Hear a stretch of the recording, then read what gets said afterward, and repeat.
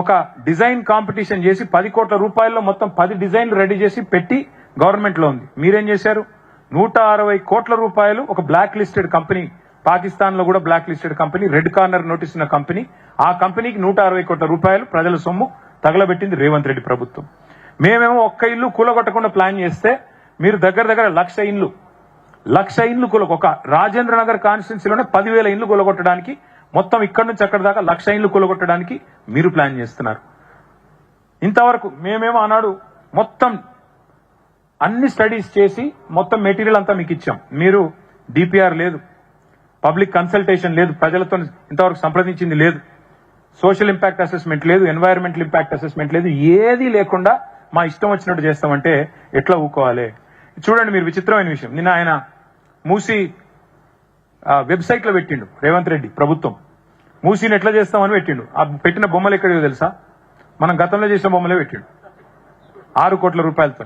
అందుకే అంటున్నాం, నకల్ మారనేకో బి అకల్ చాయి అంటారు కదా, గట్ల గంత తెలివి నీళ్ళకు.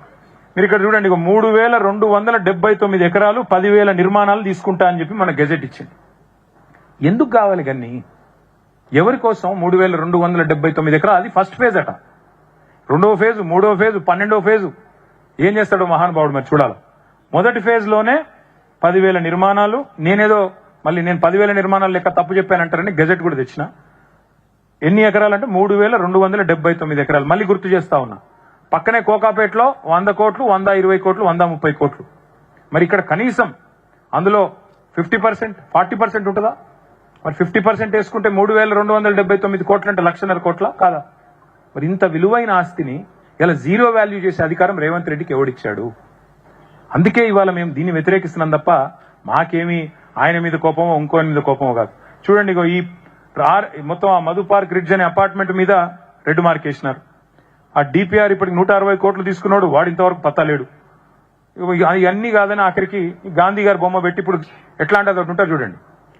మనం దేవుని గుడిలో పోతాం, శివుడిని మొక్కుతాం, శివలింగాన్ని మొక్కుతుంటాం.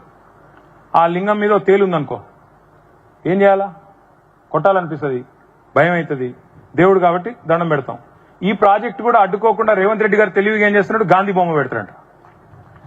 గాంధీ బొమ్మ పెట్టి, గాంధీ గారు ఉన్నారు కదా, గాంధీ బొమ్మ పెడతా అంటే అడ్డుకుంటారా మీరు? మహాత్మా గాంధీ అని చెప్పి ఇలా కావాలని గాంధీ గారి మునిమనుమడు వద్దంటున్నాడు. వద్దురా నాయన అని. అయినా నేను మాత్రం గాంధీ బొమ్మ పెడతా అని చెప్పి ఇవాళ గాంధీ సరోవర్ పేరిట మొత్తం అందరినీ గోల్మాల్ చేసే ప్రయత్నం ఈ ప్రభుత్వం చేస్తా ఉంది. ఇది ఒకసారి ఇక వారు చూడండి, ఇక్కడ ఇంకా విచిత్రమైన విషయం ఒకటి చెప్తా మీకు. ఇప్పుడు ఈ బిల్డింగ్లు కనబడుతున్నాయా మీకు? ఇక్కడ ఈ బిల్డింగ్ కనబడుతుంది కదా, ఈ బిల్డింగ్ కనబడుతుంది కదా, ఇది అక్కడనేమో గాంధీ బొమ్మ పైన ఈ బిల్డింగ్ కనబడుతుంది కదా.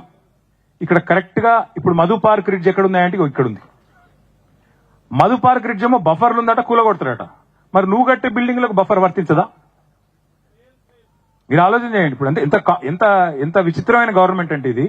ఉన్న బిల్డింగ్ కూలగొడతారట బఫర్ అని, కొత్త బిల్డింగ్లు కడతారంట అక్కడే. ఇది వాళ్ళ డిజైన్, నాది కాదు. ఇది నిన్న రేవంత్ రెడ్డి గారు ప్రజెంట్ చేసిన డిజైన్ ఇది.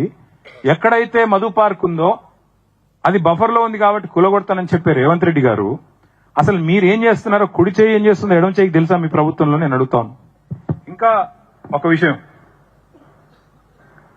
సరే ఇక ఇవి మీకు తెలుసు, నేను చెప్పాల్సిన అవసరం లేదు. ఈ ప్రభుత్వం వచ్చాక పిల్లల్ని కనీసం వాళ్ళ ఇంట్లో పుస్తకాలు కూడా తీసుకోకుండా నిర్దాక్షిణ్యంగా నిర్దయగా కూలగొట్టిన ప్రభుత్వం.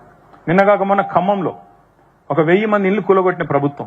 నేను అడుగుతా ఉన్నా రేవంత్ రెడ్డి గారిని, అయ్యా ఇన్ని ఇల్లు కూలగొట్టారు మీరు చేసే పనుల వల్ల ప్రజల గుండెలు ఆగుతున్నాయి, ప్రజల గొంతులో వణుకు వినబడుతుంది. హైదరాబాద్ లో ఈ 2.5 ఏళ్లలో ఒక్క కొత్తిల్లు కట్టినవా నువ్వు నీ ప్రభుత్వం వచ్చినాక? ఇందిరమ్మ ఇండ్లు అని ఊదరగొట్టి వస్తేవి ఒక్క ఇల్లు